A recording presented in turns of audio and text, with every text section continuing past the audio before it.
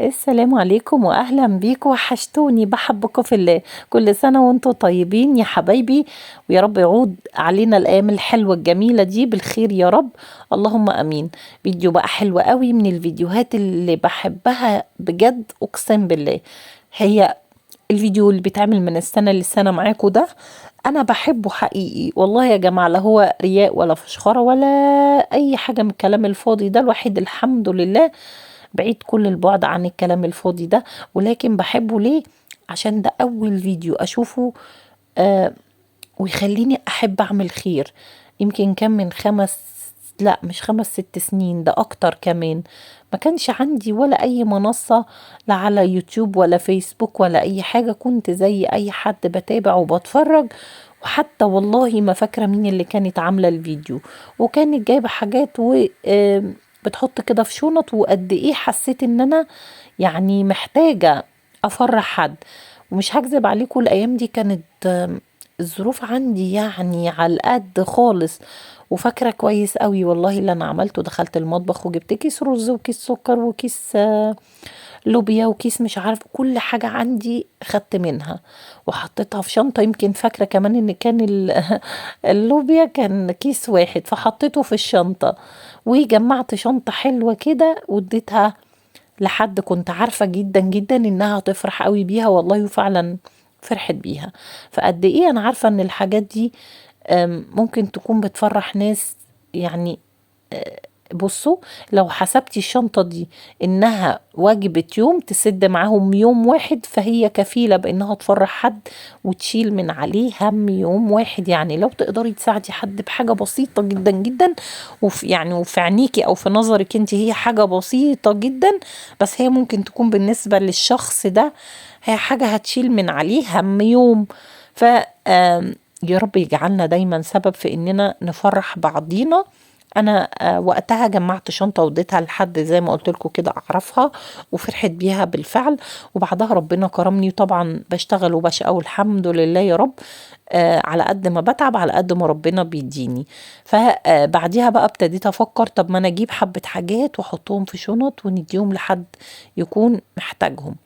اول سنه تقريبا كانوا 50 شنطه، السنه اللي بعديها برضو 50. السنة دي الدنيا كانت غالية جدا زي ما انتوا عارفين، الظروف الغلا اللي احنا فيها. ففكرت ان انا اقلل، وبعدين ما حسيتش نفسي حابة اعمل كده الحقيقة. لان لما تبتدي بحاجة وتبتدي تقللي ممكن بعد كده تمنعيها. فانا بصراحة قللت حاجات من اللي كنت بحطها، لكن ما قللتش عدد الشنط. يعني مثلا ما جبتش ملح، ما جبتش خل، ما جبتش صلصة ولا شيء. للأسف يعني طبعا زعلانة والله، بس غصب عني يعني حبيت برضو يبقى نفس العدد. جبت بقى ايه؟ جبت بلح، جبت زيت، جبت مكرونة، وجبت شعرية، ورز، وسكر، وقمر الدين. بس كده. هم دول اللي انا جبتهم عادي، مش مشكلة يعني. دي حاجة ما تكسفش، كل واحد يعني يعمل اللي على قده. فاهمين يا جماعة؟ بس الأحسن يعني أحسن ما نكون ما بنعملش أصلا. يعني في ناس ممكن تقدر تعمل 3 4 5 10 شنط ومش بتعملهم.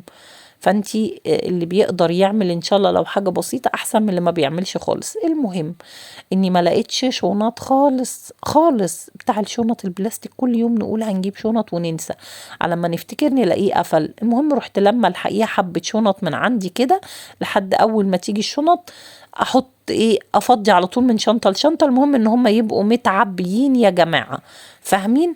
بصراحة الريسبشن زبالة يا ولاد، لو شفتوه اقسم بالله قدامي شنط شنط شنط. ال20 يوم اللي فاتوا جبت مشتريات اللهم بارك كتير، حاجات كتيرة ناقصاني هستعملها في البيت، وحاجات هشيلها لبنتي. فالشنط قدامي كتيرة جدا، فكنت لازم اروق بقى، اشيل السجاد وامسح وانفض ومش عارف ايه. فكان في حد هتساعدني في التنظيف، فقلت بالمرة بقى نعبي الشنط عشان تعرف تساعدني ونشيل الحاجة يعني وننظف والكلام ده كله. فاهمين؟ فقلت الجيش بيقول ايه يا ولاد؟ الجيش بيقول اتصرف. فجبت الشنط اللي عندي الحقيقة. جبت شنط من كل مكان في الشقة عادي جدا، هي تلاقوا كل شنطة شكل، بس لمولي الدنيا. كان في حاجات كمان ناقصة لسه، لو خدتوا بالكم كان البلح خلص معايا، لاني كنت بجيب من مكان لمكان، فكنا جايبين نص الحاجة ونصها التاني لا لسه ما وصلناش يعني، فاهمين؟ بعد ما خلصت الشنط دي كلها بقية الحاجة جات لي بقى بصراحة، فلميت كل حاجة. اللهم لك الحمد، يا رب يجعله شهر خير على الناس جميعا، ويا رب ما حد يكون محتاج فيه ابدا، واللي معهوش ربنا يبعت له يا رب رزقه. يعني ربنا ده يا جماعة والله العظيم مش بينسى حد ابدا. الحمد لله الواحد مر بظروف، كان يعني الظروف دي كانت بتعرفنا قد ايه ربنا ده جميل وكبير ومش بينسى حد ابدا فعلا. الناس بقى اللي هتقول يا ولاء، هو في حد ولاء يعمل خير ويصور؟ اقول لك السر والعلانية الخير بيتعمل فيهم يا جماعة، ربنا اللي قال كده مش انا. يعني لما تعملي خير وتعلني عنه كده في العلانية، انت ممكن تكوني سبب في تشجيع حد، زي ما انا كان في حد سبب في تشجيعي، فاهمين ازاي؟ لكن هو لا رياء ولا هو فشخرة ولا الكلام الفاضي ده، احنا اكبر من اننا نعمل كده، وربنا عالم بايه بنيات الناس يعني وبالقلوب، احنا مش صغيرين عشان يعني. بصوا يا جماعة، الواحد لما بيكون بيعمل خير بيبقى مستني مقابل الخير ده ربنا، يعني ربنا يرد لنا الخير ده، اكيد احنا مش محتاجين اكتر من كده. فالحمد لله، الحمد لله، ربنا يا رب يكرمنا جميعا، واللي في ايده يا جماعة حاجة ما يستخسرش يساعد اللي حواليه، جارتك، صاحبتك حاسة انها محتاجة، اختك، ليه لا؟ يعني اي حاجة. حوالينا ناس كتيرة قوي يا جماعة، وكلنا عارفين ظروف بعضينا، يعني الدنيا ضيقة ويعلم بكرة في ايه. فاللهم لك الحمد يا رب. انا مبسوطة قوي يا جماعة، مبسوطة، وان شاء الله رمضان هيكون خير على الجميع، اللي معهوش واللي معاه والله، وربنا هيكملها بالستر، والدنيا هتبقى زي الفل. الدنيا بقت غالية قوي قوي، والواحد حزين على اللي بيحصل، بس ما باليد حيلة يعني، هنعمل ايه؟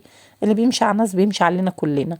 يلا كل سنة وانتوا طيبين يا حبايبي، ويا رب السنة دي تكون أحسن من اللي فاتت، واللي جاية تبقى أحلى من السنة دي، وإن شاء الله يا رب تكون كل أيامكم خير ورزق كتير.